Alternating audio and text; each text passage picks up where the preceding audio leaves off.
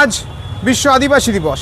আর এই বিশ্ব আদিবাসী দিবসকে কেন্দ্র করে নদিয়ার শান্তিপুরে আদিবাসী যারা জনজাতির মানুষরা রয়েছে তারা বিরসা মুন্ডার মূর্তিতে মাল্যদান এবং পুষ্পার্ঘ্য নিবেদন করার মধ্যে দিয়ে আদিবাসী দিবস পালন করলেন।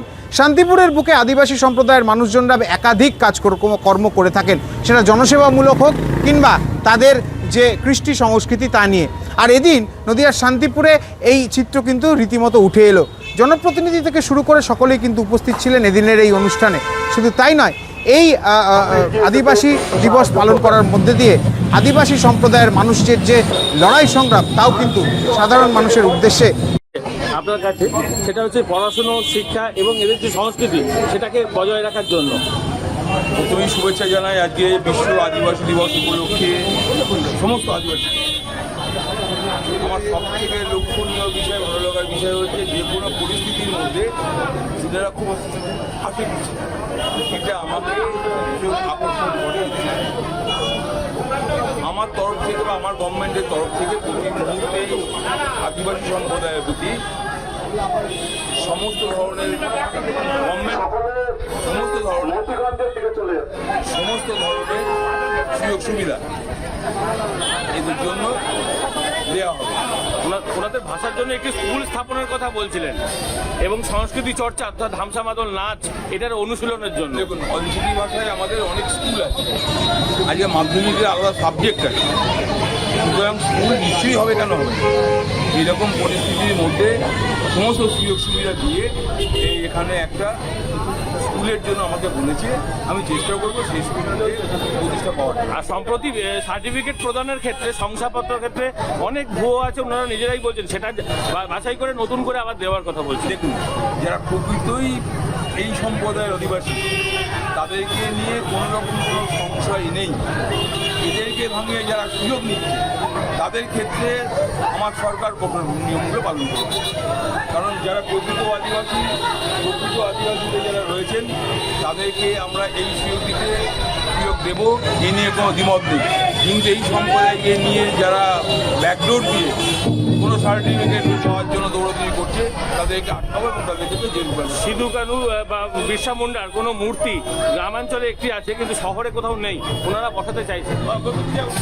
অনেক জমি জমা রয়েছে, ফাঁকা জমি আছে, তারা পঞ্চায়েত বা মিউনিসিপ্যালিটিতে যোগাযোগ করে নিন, কোথায় ফাঁকা জমি আছে সেখানে বসাতেই পারেন। সেক্ষেত্রে আপনার সহযোগিতা থাকবে? অবশ্যই সহযোগিতা, কেন থাকবে। ত্রিপুরে কোন কোন এলাকা আদিবাসী অধ্যুষিত, সেইটা কি কোনো ডিমার্কেশন যেটা আপনারা একসময় দাবি তুলেছিলেন সেটা কি সম্ভব হয়েছে? কোথায় কোথায় আছে? না, আমাদের আমরা যেটা মানে বলেছিলাম যে সব সমস্ত জায়গায় আদিবাসীগুলো রয়েছে, কিন্তু সেই সমস্ত জায়গাগুলো আমরা যেগুলো চিহ্নিত করেছিলাম, আমাদের যেমন আমরা মাহাতো কিষাণ এখানে ভূমি সম্প্রদায় মানুষ আছে, আর আদার্স যারা সম্প্রদায়ভুক্ত আদিবাসী মানুষজন এখানে আছে নদিয়ায়, আমরা সমস্ত জায়গায় গিয়েছিলাম, কিন্তু সেই জায়গাগুলো যে চিহ্নিতকরণ সেটা এখনো পর্যন্ত আমরা করে উঠতে পারিনি, বা আমাদের যে বিভিন্ন দাবি দাওয়াগুলো সেগুলো আমরা এখনো মানে পাইনি। নতুন সরকার এসছে রাজ্যে এবং কেন্দ্রের সঙ্গে যুক্ত হয়েছে একই ডবল ইঞ্জিনের সরকার, এবার কি আশা করছেন কিছুটা হলেও সফল হবেন আপনারা? আমরা চেষ্টা করছি, আমাদের সমাজকে আরও জাগ্রত করছি, মানে চেষ্টা করব সকলকে নিয়ে মিলেমিশে প্রত্যেকটা এলাকা ভিত্তিকভাবে আমরা আমাদের জায়গাগুলোকে চিহ্নিতকরণ করার জন্য। নতুন কাস্ট সার্টিফিকেট দেওয়া বা ছেলেমেয়েরা পড়াশোনা করতে গিয়ে আদিবাসী হিসাবে কোনো সুযোগ সুবিধা পাওয়া, সেগুলো কি অব্যাহত রয়েছে? না, নতুন কাস্ট সার্টিফিকেট দিয়ে এখন বন্ধ আছে, কেননা প্রচুর পরিমাণে ফেক সার্টিফিকেট, হয়তো আপনারা জানেন, প্রচুর পরিমাণে ফেক সার্টিফিকেট তৈরি হয়ে গেছে, যেটা আমরা দেখছিলাম, নিউজে দেখি। অফিসে তো আমরা জানি, আমরা অফিসে গেলে আমাদেরকে বলা হয় যে এখন সার্টিফিকেট দেওয়া বন্ধ রয়েছে। এখন সেই অপেক্ষায় আমরা রয়েছি, বাচ্চাদের জন্য চেষ্টা করছি স্যারদেরকে বোঝানো যে আমাদের তো বংশের সার্টিফিকেট রয়েছে, অনেক পুরনো সার্টিফিকেট, সেই সার্টিফিকেট ইস্যু করে আমরা সার্টিফিকেট পেয়েছি, আমাদের স্কুলে বাচ্চাদের প্রয়োজন, এগুলো থেকে সেগুলো দিন। পুরুলিয়া, বাঁকুড়ার কথা তো আমরা জানি, নদিয়া জেলায় কোথায় কোথায় আদিবাসী অধ্যুষিত এলাকা আছে? নদিয়ায় আমাদের তায়েরপুর, আমাদের এই যে শান্তিপুর আছে, সুত্রাগড়চর আছে, সামনে পিছনেই রয়েছে জগন্নাথতলা মানে কালীখোলাপাড়া, যেটা রানাঘাট 1, 2, মানিকনগর রয়েছে, করিমপুর আছে, আমাদের দিহট্ট, বেতাই রয়েছে, প্রচুর জায়গায় রয়েছে, মানে সমস্ত জায়গায় আমরা এখনো গিয়ে পৌঁছাতে পারি। আপনাদের এই ছোট ছোট যে সংগঠন শান্তিপুর ভিত্তিক আছে বিভিন্ন জায়গা ভিত্তিক, তাদের সঙ্গে সমন্বয় এটা হয়? হ্যাঁ, একসাথে। হ্যাঁ, হয়।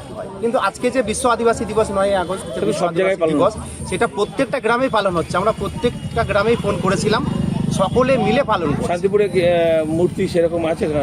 বিরসা না, মুন্ডার? মূর্তি আমাদের আমরা যে কিষাণ বা ভূমি সম্প্রদায় যে এই এলাকায়, এই চড়া এলাকায়, সেরকম এখন আমরা মূর্তি পাইনি। রাজাপুকুরে? এর আগে হ্যাঁ, রাজাপুকুরে পেয়েছি। ওখানে আমাদেরই আমার জাত ভাই সমাজ, ওখানে মুন্ডা সম্প্রদায় মানুষ বসবাস করেন, ওখানে পেয়েছি।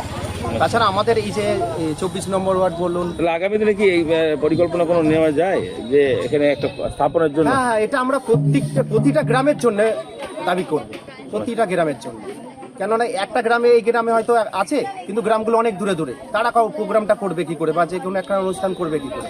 প্রত্যেকটা গ্রামে আমাদের জাহের থান, গরম থান, বিরসা মুন্ডার মূর্তি, সিধু কানুর মূর্তি, এগুলো আমাদের দাবি থাকবে। বর্তমানে তো রাষ্ট্রপতি রয়েছেন, তো সেক্ষেত্রে আলাদা কিছু অনুভব করেছেন? না, অনুভব এখনো পর্যন্ত আমরা পাইনি। তো সেটা চাইছেন যে আশাবাদী যে? হ্যাঁ হ্যাঁ, এটা আশা রাখছি। আপনার নাম, পরিচয়? আমার নাম উৎপল মাহাতো, আমি নদিয়া জেলার একজন আদিবাসী যুবক।